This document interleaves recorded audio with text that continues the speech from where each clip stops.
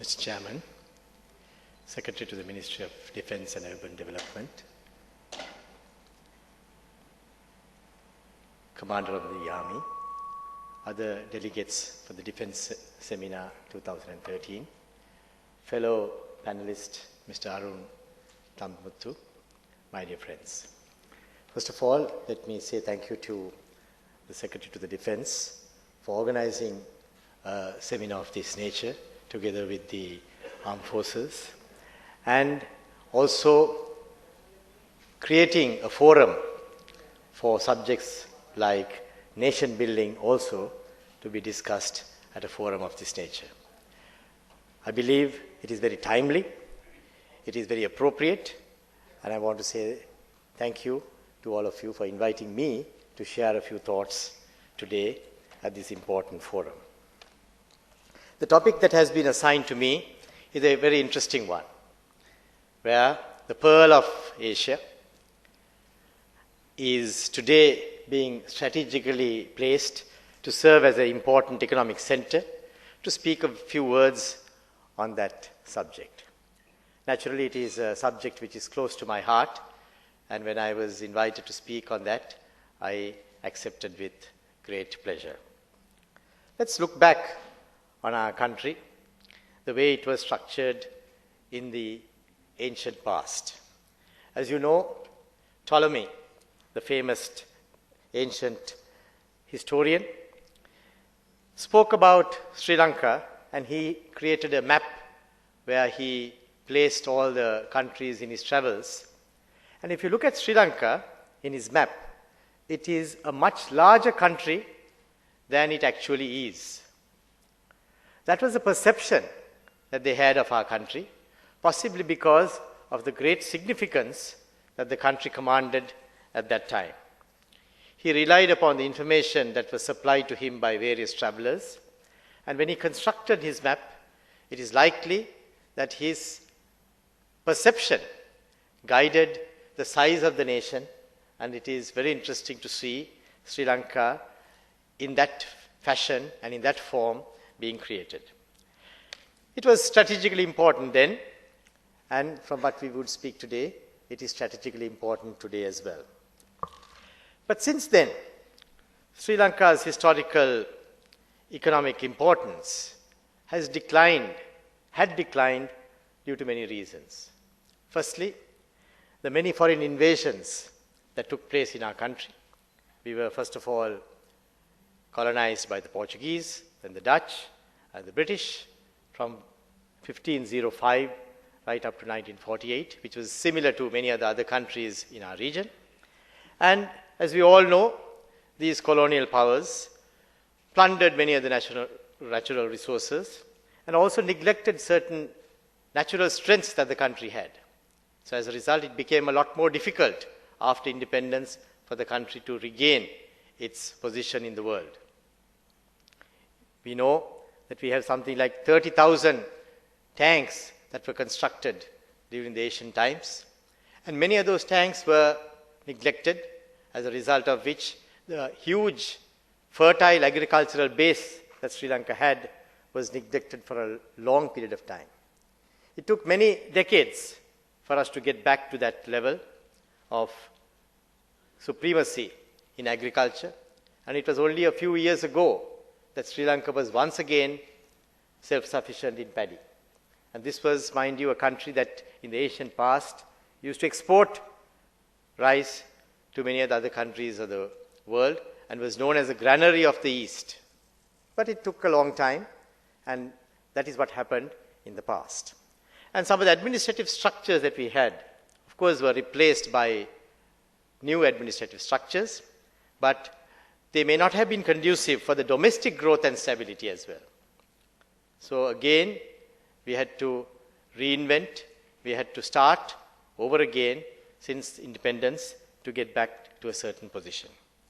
And the prevalence of a social and political instability for long periods of time, even after independence, set us back to some extent, and that is one of the main reasons why Sri Lanka did not progress as much as it should have in the last several years before 2006. And at the same time, the violence and terror in the north and the east since the early 1980s also had a huge impact on our country. The momentum of economic growth slowed down appreciably. The investment that we should have had on infrastructure was diverted many times for military expenditure. The priority was always the security situation. Although the attention given may have waned, the priority was always, whenever there was a conversation, it used to center around the security situation. The economy took second place. Sentiments were unfavorable and gloomy.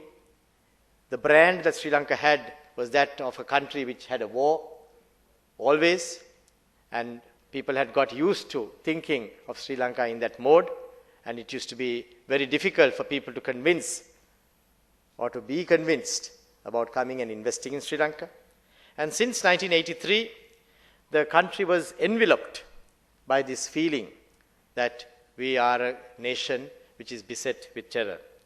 And the productivity losses, as well as the underutilization of capacity, was phenomenal. And although it is difficult to actually state how much that would have cost the country, the rule of thumb, as well as certain guesstimates, suggest that around 1 to 2% of growth was lost to the country for 30 years. And you can just imagine what a huge loss that would have been in terms of Sri Lanka's development for the future.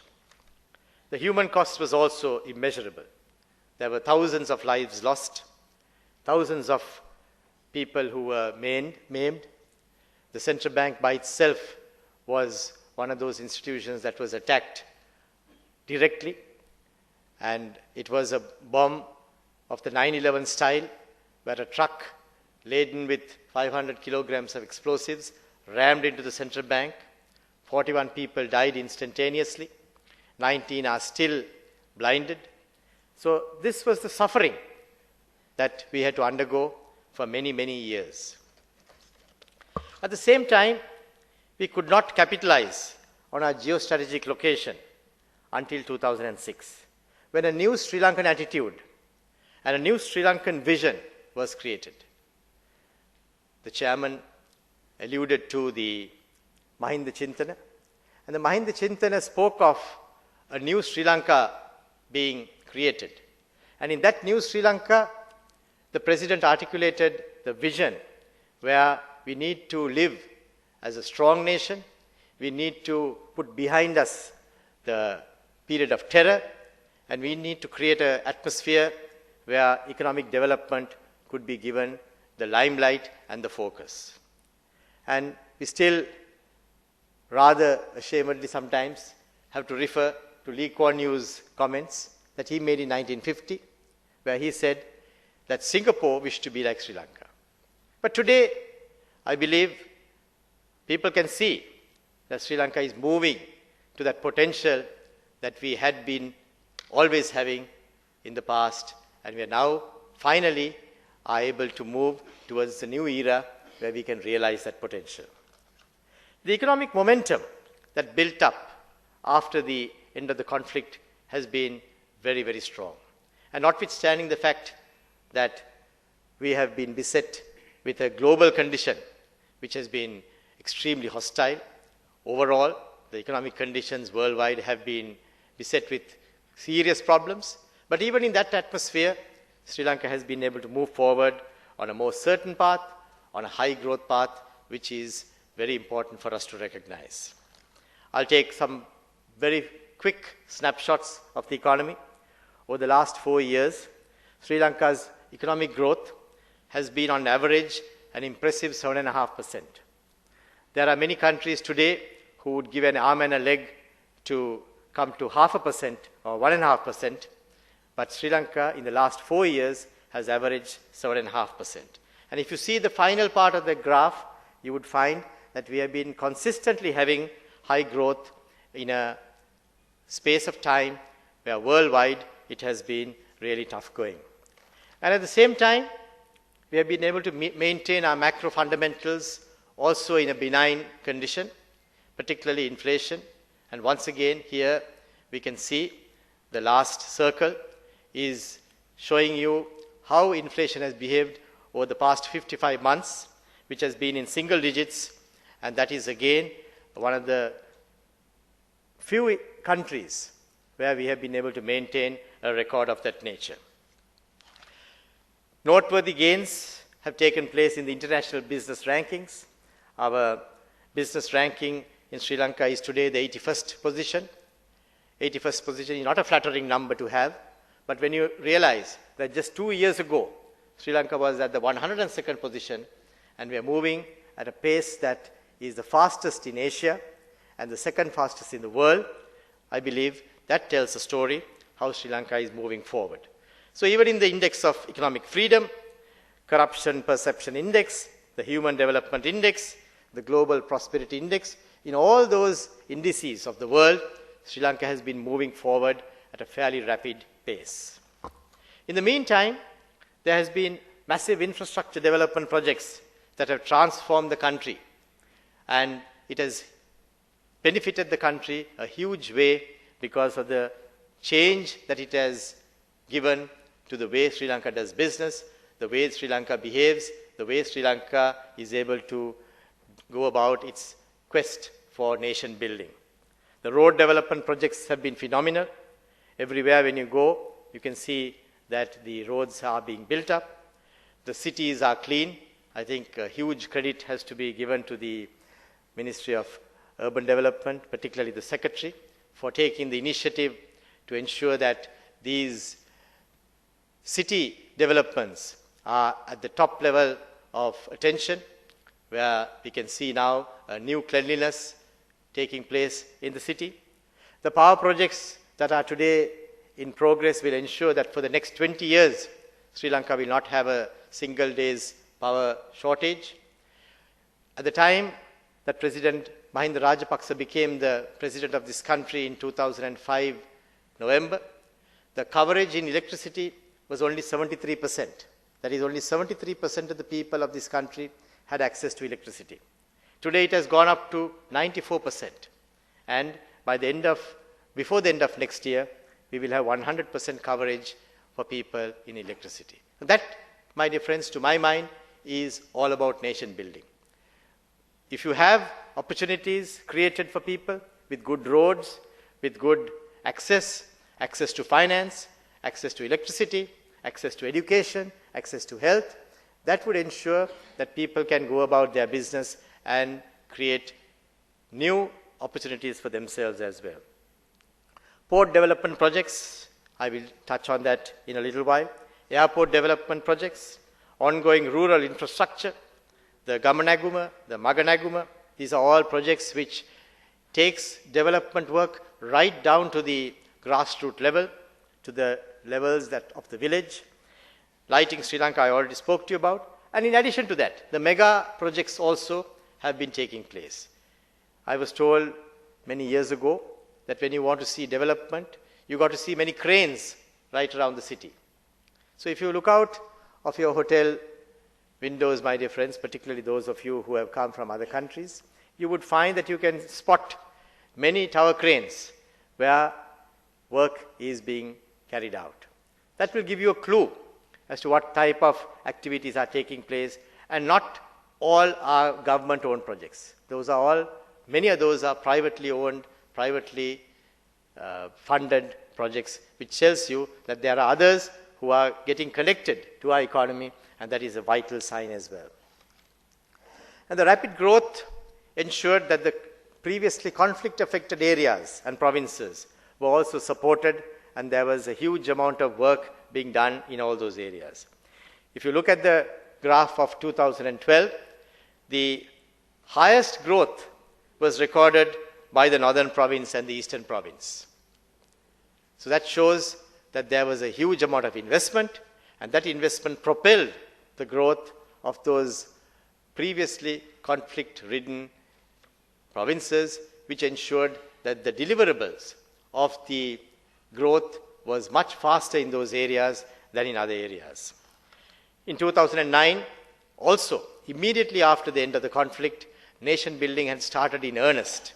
And we could see that even at that time, it was the northern province and the eastern province that were at the highest level of growth, which showed that there was a constant level of investment taking place in those areas immediately after the end of the conflict as well. Now, these are not signs that you would see everywhere. There are many countries that have had conflicts in the past, and the nation building was slow off the tracks. But in Sri Lanka, what is important, Mr. Chairman, to recognize is that the day the conflict ended, the next day, the development process was begun in earnest. And there was money put down where the mouth is. There are many countries, there are many organizations which used to talk about development, but there was no corresponding investment being made in order to ensure that that development takes place. But not so in Sri Lanka. The President was very keen that this development takes place on the ground, and if any one of you had traveled to the north or the east, you could see what a huge transformation has taken place in those areas. Many initiatives helped to deliver those exemplary results.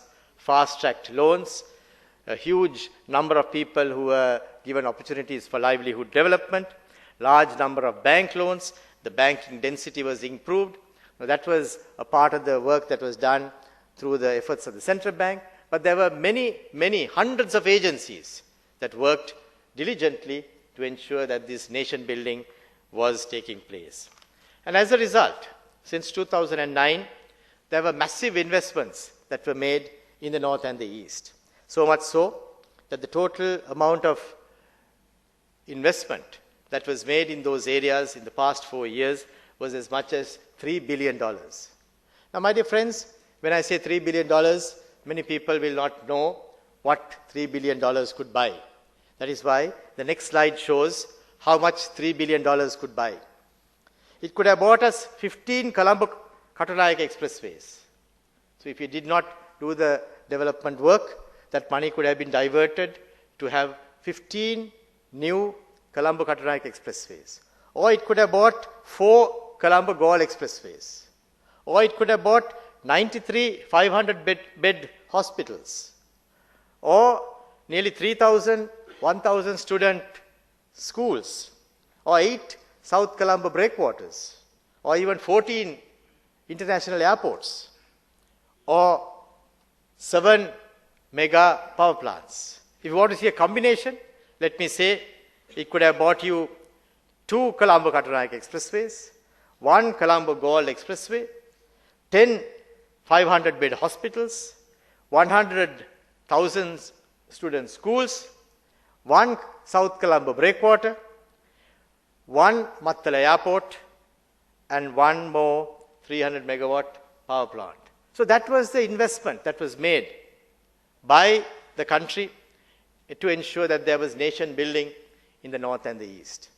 Sometimes these are not known to people, and sometimes certain countries who speak very eloquently about supporting wouldn't have spent any amount like that in ensuring that nation building takes place. I have seen occasions, pardon me for saying this, Mr. Chairman, I have seen occasions when certain NGOs give $100,000 and they make a publicity for about $5 million. So the government has silently invested these large sums of money to bring normalcy, to do nation building, to ensure that the people of those areas can reconcile faster, because there is no reconciliation that can take place if your house is not having a roof, or your road is not travelable, or you have no electricity. So these were all restored very quickly, and that, I believe, is an important factor for us to reflect upon. And I thought today, since I have this opportunity, I will make the point, Mr. Chairman, so that people will know what enormous effort that the entire country has put in order to bring this nation building to the level that it has come today. So over the past few years, Sri Lanka has continuously strengthened the key pillars of sustained high economic growth. We have continued to have strong economic performance. We have built up our macro fundamentals in order to be benign. There has been continuous infrastructure development to help enhance capacity, and there has been sustained investor appetite being created through the benign conditions to ensure that there can be a steady flow of investment that will ensure that the overall growth could be maintained.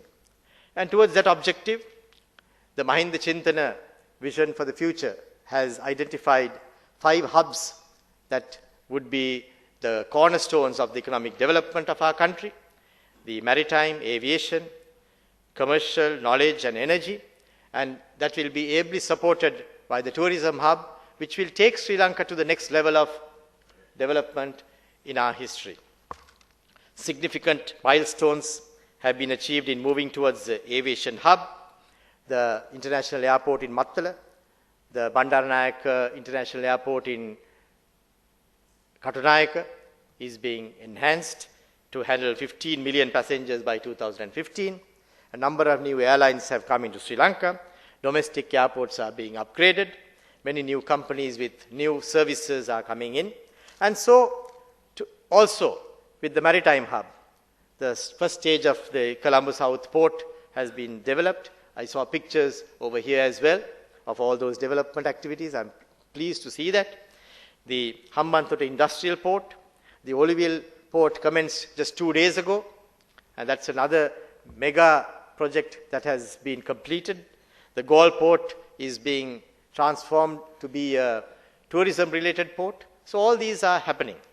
Tourism is going to be one of the fastest growing sectors. Tourist arrivals have been improving, and there are at the moment 198 hotel development projects that are in progress.